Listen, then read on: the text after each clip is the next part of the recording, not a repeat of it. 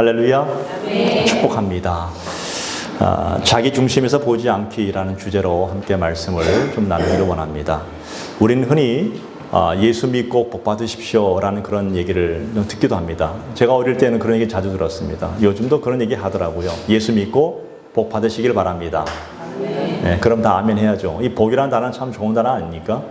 많은 분들이 이 복이라는 단어에 대해서 많이 긍정적으로 생각하고 또 복 받으며 살기를 원합니다 하면 이 말을 듣고 싫어할 사람은 아무도 없습니다. 뭐 예수 믿는 사람이든 안 믿는 사람이든 동일하게 이 복이라는 단어를 참 좋아합니다. 근데 우리는 그렇게 얘기를 흔히 합니다. 내가 세상에서 조금만 열심히 잘하면 너는 복 받을 거야. 내가 전심전력을 다하면 너의 길이 열리고 너의 길은 형통할 거야. 너가 열심히 노력하면 잘 될 거야 라는 어떤 세상적인 관점을 가지고 우리는 복을 많이 얘기합니다. 또 그렇게 얘기하다 보니까 많은 분들이 교회를 들어와서 예수를 믿고 있음에도 불구하고 잠깐만 세상 복과 하나님이 주시는 그 복에 대해서 잠깐만 혼돈하는 것이 있을 수 있더라고요. 여러분, 성경에서 말하는 진리가 뭡니까? 성경은 조금만 잘하면 복을 받을 거라는 것이 말씀하는 것이 아니라 성경에서 선포되는 진정한 복이 무엇인가 하면 딱 하나입니다. 세상에서 말하는 복을 말하는 것이 아니라 복음이에요. 복음 안에서 복을 받으라는 것입니다. 여러분, 이 복음이 뭘까요? 예수 그리스도 아닙니까? 예수 그리스도 안에 모든 복이 있다는 것입니다. 그 첫 번째 복이 뭡니까? 예수 그리스도를 나의 구주로 고백하고 그분을 나의 주님으로 영접하는 복이에요. 모든 죄와 사망과 저주에서 우리가 끊어지고 이제 영원한 생명을 얻는 복을 말하고 있습니다. 여러분들은 원래 그런 존재들 아니었습니까? 그런데 여러분들이 예수 그리스도를 나의 구주로 고백하게 하신 것도 성령님이 하게 하신 겁니다. 성령께서 그 일을 하게 하셨고 여러분을 선택해 주셨습니다. 여러분은 하나님의 자녀가 되었고 하나님의 복된 자녀가 되었습니다. 사도 바울은 그래서 이 신약 성경 전체를 보면 서신서에서 계속 강조하는 게 뭡니까? 예수 그리스도 안에서 행하십시오. 예수 그리스도 안에서 사랑하십시오. 예수 그리스도 안에서 섬기십시오. 예수 그리스도 안에서 충성하십시오. 그만큼 여러분들이 지금 모두 다 예수 그리스도 안에 있게 됨을 진정한 복을 받았음을 믿기를 바랍니다. 이게 복이에요. 주님께서 뭐라 말씀하셨습니까? 내가 세상 끝날까지 너희와 항상 함께 할 것이다. 이게 복 아닙니까? 주님이 나와 함께 하시는 거예요. 자, 그런데 더 나아가서 이런 복을 말할 때 두 번째 복이 뭔가 하면 이 복은요, 심판이 없는 복은 복을 가장한 헛된 소리라는 것입니다. 심판이 없는 복은 다만 사람들을 기쁘게 하는 것만 소리 부리지 진짜 복은 심판을 얘기하는 복이에요. 예수님은 다시 재림하실 것입니다. 좀 전에 우리 집사님 기도하신 것처럼 다시 오실 그 예수를 바라볼 때 그 예수님이 이 땅에 심판주로 오시잖아요. 그죠? 그 심판하시는 주님이 이 땅에 오셔서 각 사람을 심판하는데 우리가 옛날 저 어릴 때 지금은 잘 못 듣는데 제가 어릴 때만 하더라도 길을 다니다 보면 꼭 외치는 전도의 구절이 있었습니다. 예수 믿고 천국, 예수 불신 지옥. 자, 이게 정답이에요. 가장 심플한 단어이지만 가장 정답이에요. 예수님이 다시 이 땅에 오실 때에 딱 두 가지를 보실 것입니다. 예수 믿었느냐 안 믿었느냐. 예수 믿는 사람은 영원한 천국 하나님의 나라지만 예수 믿지 않는 사람은 영원한 지옥이라 말씀하는 것. 이게 심판이라는 겁니다. 이 복음 안에는 구원의 복도 있지만 심판이라는 것도 동일하게 같이 들어있다는 것입니다. 여러분들은 그런 놀라운 심판에서 벗어난 존재님을 믿으시기 바랍니다. 예수 믿은 순간부터 여러분들은 이미 하나님의 자녀가 되었고 영원한 하나님 나라가 여러분께 예비되어 있음을 말씀하고 계시죠. 그래서 예수를 믿고 구원의 축복을 받았다면 우리는 분명히 기억해야 될 것이 하나가 있어요. 그게 뭔가 하면 내가 본래 어떤 존재였는지를 반드시 인식해야 된다는 것입니다. 나는 원래 어떤 존재였을까요? 여러분들이 잘 아는 대로 나는 죄와 사망과 저주의 굴레에서 벗어나지 못하는 존재였습니다. 우리는 원래 죄의 종로로 타던 존재들이었습니다. 내 스스로가 어떤 것을 해낼 수 없고 아무리 무엇을 성취한다 할지라도 우리는 다 허무할 뿐이었습니다. 인생의 기쁨도 잠깐의 기쁨이죠. 그 기쁨은 그냥 속이는 기쁨이에요. 영원한 기쁨이 될 수 없습니다. 영원한 기쁨은 진리예요. 끝까지 가는 거예요. 영원토록 함께하는 거예요. 그런데 어떤 분들은 자신은 죄와 사망과 전혀 관계없는 존재였다가 구원받은 것으로 착각하는 분들이 있다는 것이죠. 이게 마귀가 속이는 거예요. 여러분들은 예수님을 처음부터 예수 안에서 구원받고 복된 존재가 되었지만 그러나 구원과 전혀 상관없는 존재들이었습니다. 저와 여러분은. 우리는 전혀 구원과 상관없는 존재들이었습니다. 그런데 하나님의 전적인 은혜로 말미암아 여러분들이 구원을 받았어요. 믿으십니까? 이게 진정한 복 아닙니까? 우리의 의지와 관계없이, 나의 노력과 관계없이 하나님이 오늘 저와 여러분들을 선택해 주셨다는 것, 이건 말로 설명할 수 없어요. 그냥 전적인 하나님의 은혜. 신학적 용어로 말한다면 불가항력적 은혜. 그런데 이 얘기를 성경에서 뭐라 말하고 있습니까? 창세 전에 이미 이 땅에 천지가 창조되기 전부터도 하나님이 너의 이름을 불러주었다고 말하고 있습니다. 그런 복된 존재들이에요. 그런 구원의 감격이 있다는 것입니다. 자, 그런데 오늘 우리 성도들이 세상이 말하는 이 복의 내용을 가지고 이 세상의 복에 대한 관심만 가지고 있다면 그것은 마치 자기 중심적인 어떤 시각으로 세상을 바라보는 시각에서 여전히 벗어나지 못하는 것을 우리가 보고 있다는 것이죠. 그건 진정한 복의 모습이 아니에요, 여러분. 물론 세상에서 무슨 복을 말합니까? 건강의 복, 재물의 복, 뭐 명예의 복, 권력의 복 다 말하잖아요, 그죠? 우리 옛날에는 그렇게 오해했어요. 예수 믿으면 다 이런 복이 다 온다고 생각했어요. 그런데 주님이 말하는 복은 성경 그런 복을 얘기하고 있지 않아요. 죄와 사망에서 영원한 생명을 얻었고 하나님의 자녀가 되는 놀라운 권세를 갖는 복이 되었다는 것입니다. 더 큰 복이 뭔지 아십니까? 지금도 예수님은 여러분과 함께 하십니다. 그 어떤 것도 여러분을 해치지 못하고 여러분들을 함께 하시는 주님으로 말미암아 여러분은 당당하게 이 땅에서 승리할 것입니다. 내가 세상을 이겼으니 너희도 세상을 이겨노라 말씀하고 계시지 않습니까? 우리는 그 약속의 말씀을 믿기 때문에 오늘 이 땅을 살아가는 겁니다. 자, 그런데 우리가 이런 시각, 여전히 내 중심의 사고에서 벗어나지 못하고 계속해서 우리가 지금도 예수를 믿었음에도 불구하고 교회를 나와서 예배를 함에도 불구하고 여전히 우리는 자기 중심의 시각에서 여전히 세상을 바라보고 사람을 바라봅니다. 평가합니다. 왜 그럴까요?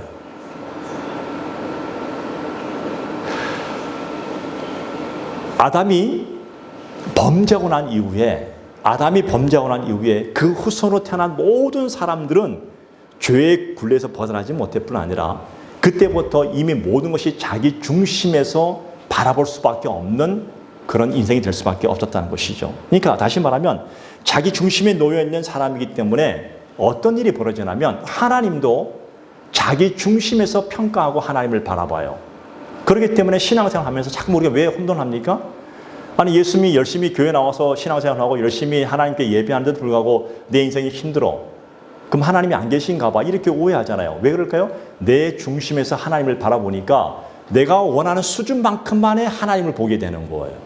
근데 하나님 뭐라 말씀하십니까? 너의 신앙이 예수 그리스도의 장성한 분량에 이르기를 원하는 예수님의 수준까지 오르기를 원하시는데 우리는 자꾸만 내가 가지고 있는 내 경험과 내 지식의 수준만 가지고 보니까 자기 중심으로 볼 수밖에 없는 거예요. 우리는 이 굴레에서 벗어날 수가 없었어요. 지금까지도 여전히. 그런데 이 복이라는 관점을 보게 되면 여러분 여전히 우리 이렇게 오해하고 있습니다. 하나님은 나만 도와주시는 분이시오. 그 이상한 이단들을 보게 되면 그래요. 하나님은 나에게만 계시해 주셔. 여러분 오해하지 마십시오. 하나님은 이미 성경을 통해서 다 계시해 주셨습니다. 예언의 말씀은 성경의 말씀을 말하는 거예요. 근데 뭐 갑자기 이상한 거 보아가지고 이 땅에 종말이 오네. 여러분 종말은 예수님도 몰라요. 하나님 아버지만 아신다 했습니다. 성경 말씀 그대로 봐야죠 우리는요.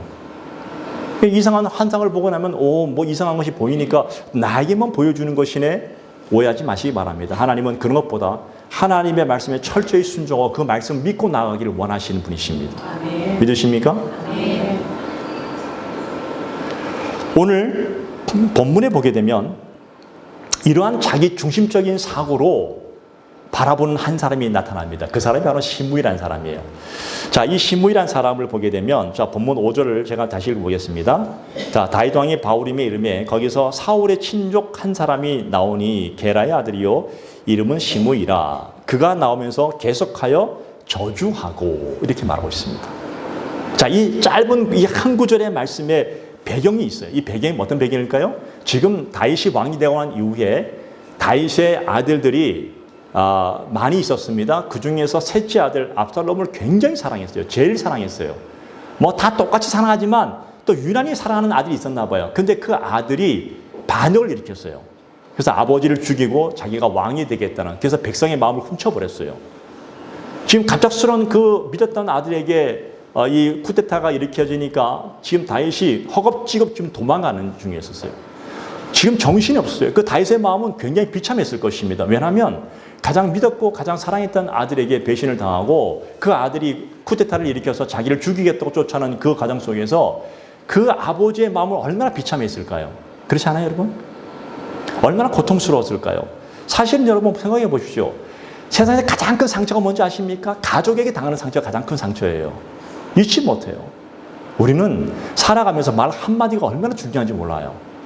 더군다나 그 사랑했던 아들에게 그 당하는 이 아버지의 고통은 누구에게도 말하지 못할 거예요. 왜? 너무나 고통스러운 거예요. 자, 그런 가운데서 갑자기 나타난 사람이 시므이라는 사람이에요. 갑자기 도망가는데 시므이가 나타나서 사울의 친족이다, 사울과 관계된 가문의 사람이라는 뜻인데 이 사람이 이렇게 저주를 합니다. 자, 본문 7절과 8절입니다.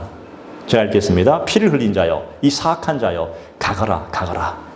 사울의 족속의 모든 피를 여호와께서 내게로 돌리셨도다. 그를 이어서 내가 왕이 되었으나 여호와께서 나라를 내 아들 압살롬의 손에 넘기셨도다. 보라, 너는 피를 흘린 자이므로 화를 자초하였느니라 하는지라. 한마디로 너는 사악한 자고 너는 망한 존재야. 우리 세상에서 제일 큰 저주가 뭔지 아십니까? 너는 망했어, 이거예요. 네.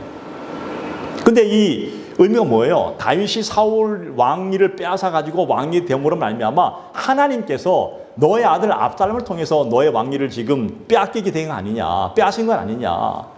예. 근데 사실은 그런 의미가 아니잖아요. 여러분, 사울 왕은 블레셋과의 전쟁에서 죽은 사람이에요. 사울 왕은 끊임없이 다윗을 죽이려 했던 사람이에요. 시기와 질투로 인해서. 그러니까 다윗이 사울 왕을 죽인 거 아니고 그 왕위를 빼앗긴 것도 아니에요. 그건 하나님의 섭리 가운데 되어진 일이에요. 근데 지금 사울의 친족 중에 한 사람이, 관계된 한 사람이니까 바라보는 시각이 그렇게 바라볼 수 없는 시각.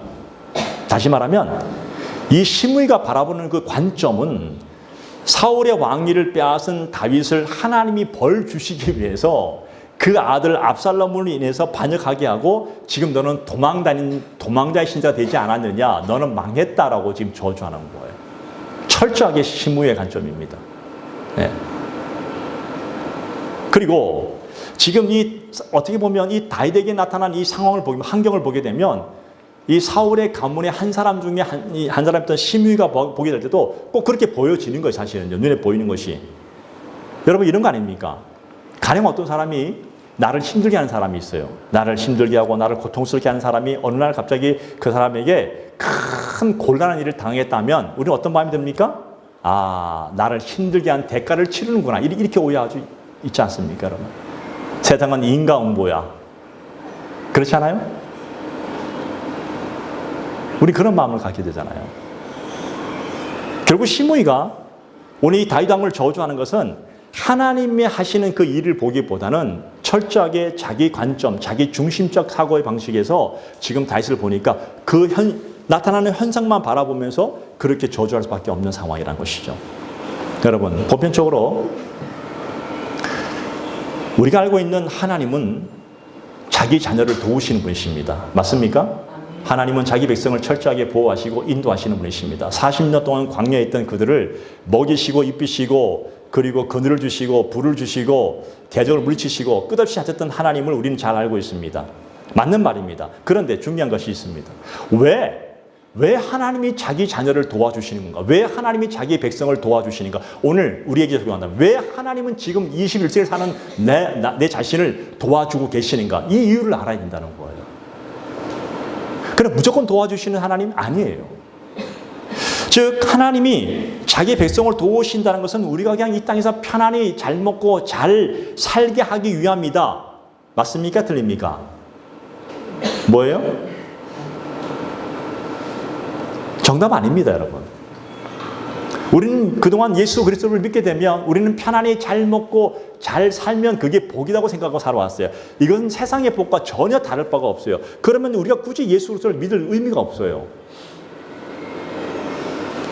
하나님이 말씀하시는 복이 뭘까요? 이 세상이 원하는 신들의 모습을 보십시오. 다른 신들을 보게 되면 다 너의 삶의 편안과 너의 삶의 돈과 너의 삶에 잘 나가게 하는 것, 이 모든 것 여기만 초점을 두고 있잖아요. 근데 성경에서 말씀하시는, 중요한 게 성경이에요. 성경에서 말씀하시는 하나님은 우리에게 뭘 말씀하고 계시는가? 전혀 다릅니다. 하나님의 백성을 위해서 하나님의 백성을 도우시는 그 목적은 철저하게 하나님의 일을 성취하기 위해서 우리를 도와주신 분이십니다. 자, 관점이 뭐예요? 우리가 보는 관점은 하나님은 철저하게 나를 도와주셔야 된다는 관점이지만 하나님의 관점에서 봤을 때는 하나님은 우리를 도구로 쓰시기 위해서 이 땅에 사명자로 쓰시기 위해서 우리를 불러주신 거예요. 저와 여러분들은 다 부르심을 받은 존재들입니다. 그래서 오늘 이 자리에 있게 되는 거예요. 하나님의 일을 성취를 위해서. 그러면 하나님이 자기 백성을 왜 불러주셨을까? 왜 불러주셨을까? 천국 가기 위해서요? 천국을 보내기 위해서 우리를 불러주셨을까요? 그 완전한 정답이 아니에요. 천국은 당연히 가는 거고, 더 중요한 것은 여러분 에베소서 4장 1절에 보게 되면 이렇게 말씀하시죠. 주 안에 갇힌 내가 너희를 권하노니 너희가 부르심을 받은 일에 합당하게 행하라.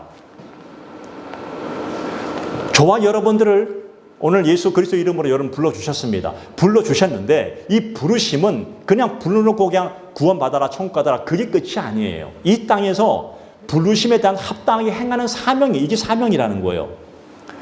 여러분 성경에서 뭐라 말씀하십니까? 하나님은 토기장이요, 우리는 그릇이라잖아요. 그죠? 우리는 각자의 어떤 그릇이 있어요. 어떤 사람은 금그릇으로, 소위 말하는 요새 뭐 금그릇, 은그릇, 뭐 은수 얘기하는데, 어떤 사람은 나무 그릇, 녹그릇이 있습니다.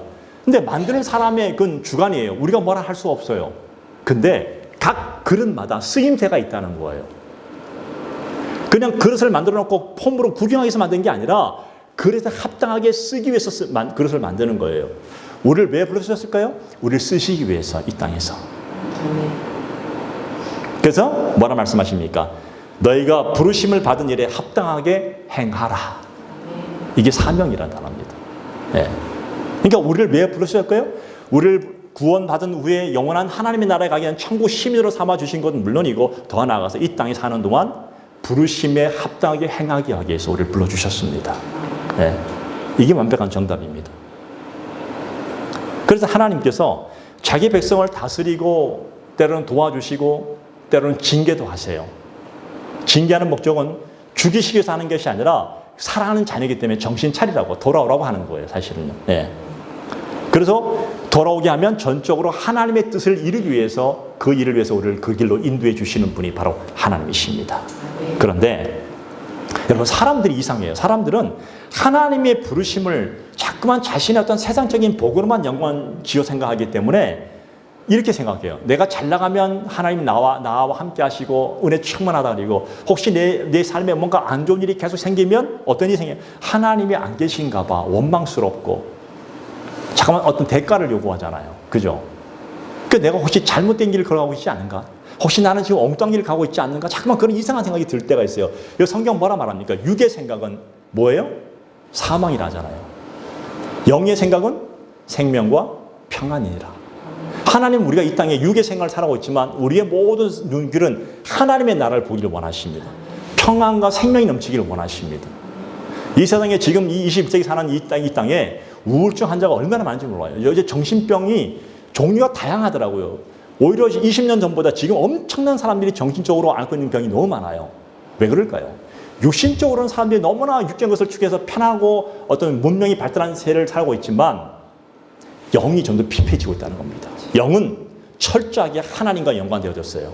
우리 영이 하나님과 이 관계를 맺지 아니하면 우리 영은 어떻게 됩니까? 점점 어떤 생? 피폐해지고 허무해지고, 어떤 순간이 오더라도 여러분이 육적으로 잘 나가기를 바랍니다. 육신적으로 잘 풍성하기를 바랍니다. 그러나 잊지 마십시오. 그럴수록 더 철저하게 여서 영으로 하나님을 만나기를 축복을 드립니다. 내 영혼이 잘된 같이 범사가 잘된다 말하고 있지 않습니까? 하나님 우리가 영적으로 충만하기를 원하십니다. 그게 복이에요. 자, 이런 식으로 보는데 지금 다윗을 잘 보십시오. 지금 다윗을 보게 되면 다윗의 상황은 지금 너무나 안 좋은 상황이에요. 누구한테도 말하지 못할 너무 창피스러운 상황이고 고통스러운 상황이에요. 그러니까 가만히 보면 우리가 심우의 관점에서 보게 된다면 지금 이 하나님이 함께 하신다고 생각할 수 없는 그런 상황 아닙니까? 네가 잘못했기 때문에 하나님께 벌 받는 거 아니야? 네. 지금 아무리 봐도 다윗의 상황은요, 어둠이고 불행이고 전혀 성경에서 말하는 축복과는 관계가 없는 그런 상황 아닙니까? 그렇잖아요? 그런데 여러분, 지금 이렇게 된 모든 상황이 우연히 된 것이 아니라 하나님이 철저하게 개입하시고 하나님께서 간섭하고 있는 결과가 바로 이 상황이라는 것입니다. 자, 시므이는 하나님이 어떻게 무엇을 행하시는지를 전혀 생각하지 않고 오직 자기 입장에서만, 자기 중심에서만 바라보니까 그렇게 얘기할 수밖에 없다는 것이죠. 다시 말하면 하나님이 일하고 계시다는 사실을 전혀 믿지 않는, 제가 지금 여러분께 한번 질문 던져볼까요? 여러분, 하나님은 지금 우리를 위해서 일하십니다. 맞습니까? 하나님 지금 나를 위해서 일하시는 분이 맞습니다. 그런데 하나님의 그 일을 잘 볼 때 내 중심에서, 내 입장에서 바라보게 되면 모든 중심은 내 중심이 되어버리는 거예요. 근데 성경은 뭐라 말합니까? 하나님의 일은 오직 하나님의 시각으로 봐야 된다는 거예요. 성경의 관점에서 봐야 된다는 거예요. 나의 시각에서 보게 되면 자꾸만 나는요, 내가 스스로 평가를 하게 돼요. 하나님도 나와 함께 하시지 않으시죠? 잘나면 하나님 좋으시죠? 축복합니다. 안 되면 하나님 원망이에요. 내 중심이에요. 근데 하나님 중심을 보게 되면 하나님의 뜻이 있겠죠. 하나님의 선하신 섭리하심이 있겠죠. 성경 말씀 그대로 하나님은 모든 것이 합력해서 선을 이루어 가시는 분이시죠. 우리 이렇게 고백할 수밖에 없지 않습니까? 우린 그 하나님을 믿습니다. 나를 돕는 하나님으로 보는 것이 아니라 내 중심이 아니라 하나님의 그 일에 나를 써 주시옵소서. 이게 사무엘의 고백이에요. 주님, 제가 여기 있습니다. 저를 써 주시옵소서. 그게 하나님의 관점이라는 겁니다. 오늘 여러분들은 철저하게 여러분이 지금 어떻게 살고 있느냐, 그건 우리는 아무도 저는 몰라요. 그런데 여러분이 이 자리에 있게 하신 것은 하나님이 철저하게 하나님의 관점에서 여러분을 쓰시기 위해서 이곳에 불러주셨습니다. 그리고 여러분을 지켜주실 것이고 인도해 주실 것입니다. 그건 하나님의 관점이에요. 자, 다윗의 상황, 그에 보면 다윗의 그 범죄함으로 인해서 지금 하나님의 그 징계가 지금 이렇게 성취되어지지만 결국 다윗은 다시 왕을 회복합니다. 결국은.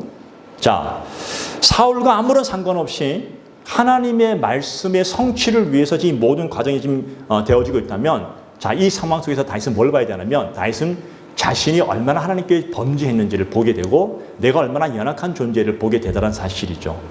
오직 나는 하나님의 사랑과 하나님의 긍휼하심만 구할 수밖에 없습니다라고 고백할 할 수밖에 없는 것이 바로 다윗의 입장이라는 것입니다. 근데 너무 놀라운 것은 다윗은 이것을 너무 잘 알았어요. 다윗은요, 회개의 명수였어요. 회개를 너무 잘하는 사람이야. 그냥 진심으로 회개하는 사람이죠. 그리고 그의 모든 인생의 관점은 하나님이셨어요.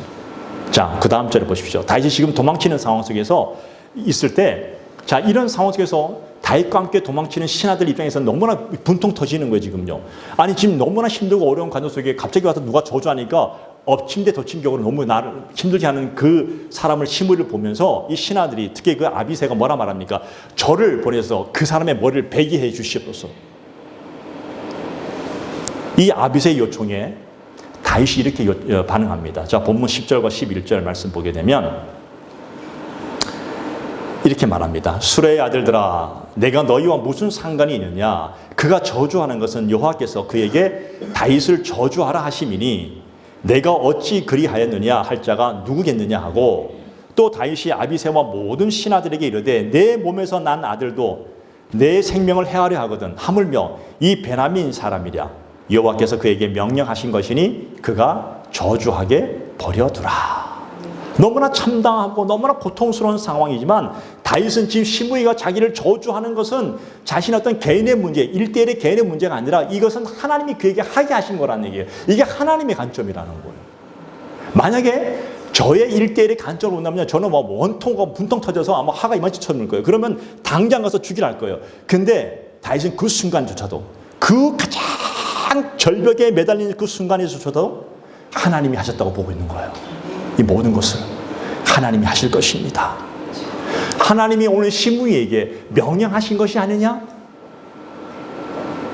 여러분, 오늘 여러분의 인생 속에서, 여러분의 가정 속에, 여러분의 삶 속에, 여러분의 모든 가는 길 속에 너무나 어처구니없는 일들이 벌어질 수 있습니다. 때로는 너무나 고통스러운 일이 벌어질 수 있습니다. 때로는 1대1의 관계에서 너무나 그 사람이 원망스럽고 너무나 그 사람이 저주하고 싶은 마음도 생길 수 있습니다. 그때 성령께서 주시는 말씀이 이거예요.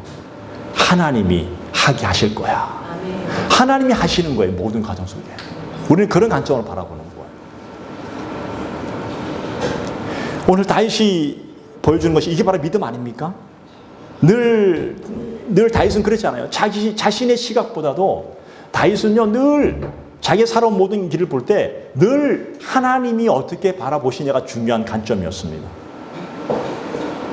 아주 오래전에 다윗이 있잖아요. 아주 오래전에 사울 왕이 다윗을 죽이겠다고 수많은 군사를 풀고 10수년 동안 그를 고통스럽게 했을 때에도 어느 날 엔게디라는 그 광야의 한 굴에서 사울 왕이 다윗을 쫓다가 왕이니까 좀 쉬고 있었나 봐요, 혼자. 근데 하필 그 굴 깊숙한 곳에 누가 있었나? 다윗이 숨어 있었어요, 신하들과 함께. 어떻게 보면 사울 왕은 자신의 장인이지만 자기를 죽이겠다고 끝없이 쫓아오는 그 사람은 원수 같은 사람 아닙니까? 자, 세상적인 관점에서는요, 당연히 죽여버려야 됩니다. 원수는 죽여야 됩니다. 이에는 이, 칼에는 칼. 근데 그때도 다윗이 뭐라 말하고 있냐면 그 신하들이 다윗과 함께한 사람들이 사무엘라 24장 4절에 보게 되면 보소서 여호와께서 당신에게 이르시기를 내가 원수를 내 손에 넘기리니, 그러니까 하나님이 원수를 넘겨주었으니까 죽이십시오.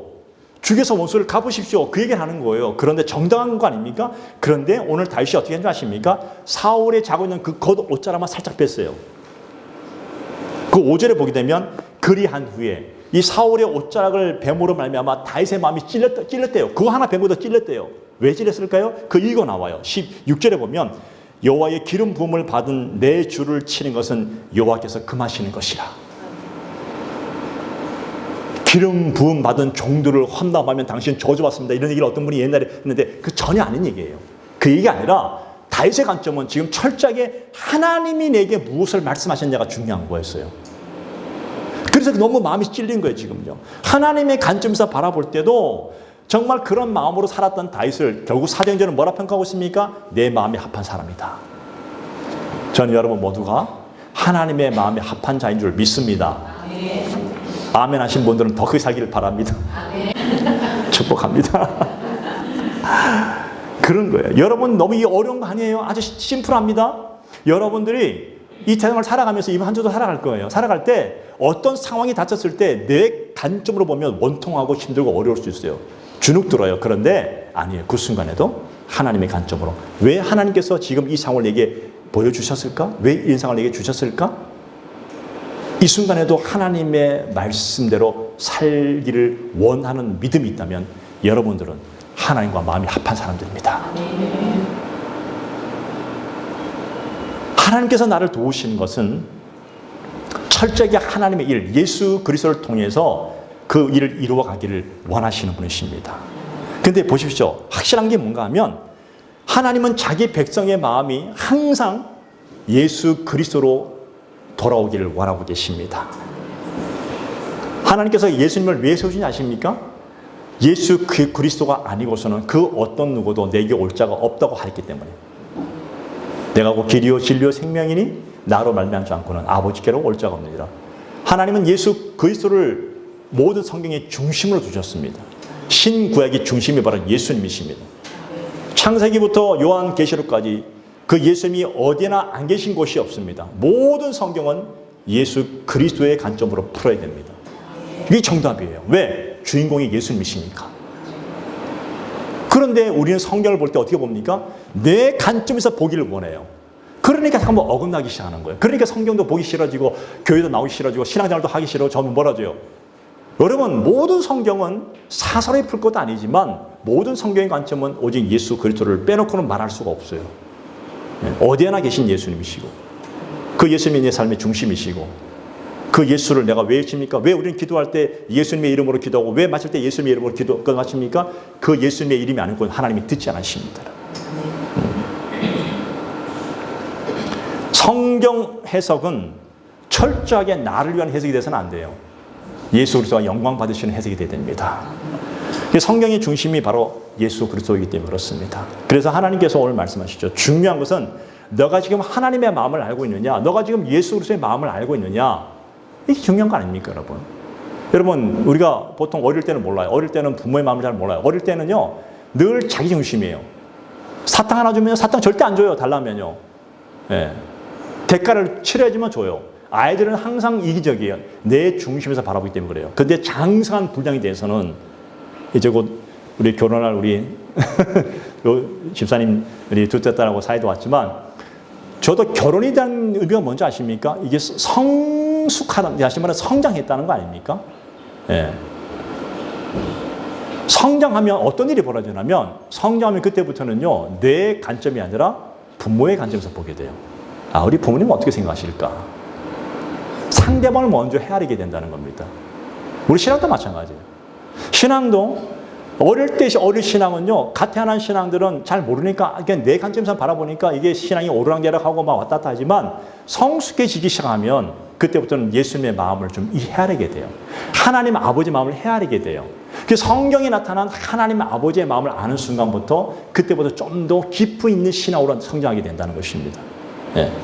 그러면 왜 주님께서 이 땅에 오셨고 나를 위해 지금도 기도하시고 나를 위해 지금 동행하시는지를 이해하게 됩니다. 여러분. 함부로 행동하지 않습니다. 진지해집니다. 우리는 살아가면서 질문한 것 중에 하나가 뭔지 아십니까? 하나님은 왜 하나님의 백성의 기도에 응답하지 않고 오히려 악이 성행하도록 내버려 두고 계십니까? 두고 보십니까? 이렇게 말하고 있잖아요. 그죠? 그런데 사실 이런 것도 우리 성경의 성도들이 나의 입장에서 바라보면 매우 혼란스러운 문제예요. 내 입장에서 바라보는 게 혼란스럽지 성경 분명히 말하고 있지 않습니까? 악인이 아무리 큰 힘을 가지고 아무리 잘 나간다 할지라도 아무리 큰 권력을 가지고 있다 할지라도 결국 악인들은 저주와 심판이 존재하는 것입니다. 하나님이 이미 말씀하고 계시잖아요. 네. 그래서 하나님이 오늘 이 마지막 시대를 사는 우리에게 요구하는 것은 딱 하나입니다. 믿음으로 살아가는 거, 믿음으로. 네. 마지막 때에 너의 믿음을 보겠느냐? 이 믿음이 심해지는 세상 속에서 오늘 저와 여러분들이 정말 믿음으로 살아가는 거예요. 이 믿음이 뭐 거창한 것이 아니에요. 내 관점에서 하나님의 관점으로 내어드리는 거예요. 모든 바라보는 시각을 하나님의 관점으로 바라기 시작하는 거예요. 옛날에 책 중에 예수라면 어떻게 하셨을까? 하나님이 어떻게 하셨을까? 그 마음으로 바라보기 시작하는 거예요. 그게 성숙한 신앙이라는 것입니다. 네. 오늘 우리는 하나님께 부름받았고 이제 우리는 살아갑니다. 오늘 이 시므이라는 사람을 통해서 자기 관점에서 보는 것이 아니라 하나님의 관점으로 바라보는 이 다윗의 한결같은 모습을 바라보면서 오늘 이번 한 주 동안도 여러분 그렇게 살기를 원합니다. 어떤 순간이 오더라도 하나님의 관점으로 바라보시고 예수 그리스도의 마음으로 바라보시면서 하나님께서 결국 모든 것을 합력해서 선을 이루어 가신다는 사실을 믿으시면서 살아가기를 축복을 드립니다. 결국 여러분 승리할 것입니다. 하나님은 여러분이 성공하기를 원하는 것이 아니라 여러분이 이 세상에서 승리하기를 원하십니다. 어떤 순간 어떤 환경이 있더라도 믿음으로 승리하시기를 축복을 드립니다. 그래서 하나님이 여러분을 바라보실 때 여러분의 마음속에 정말 하나님의 마음에 시원케 드리는 기쁨을 드리는 그 믿음의 자녀로 살아가기를 축복을 드립니다. 기도하겠습니다.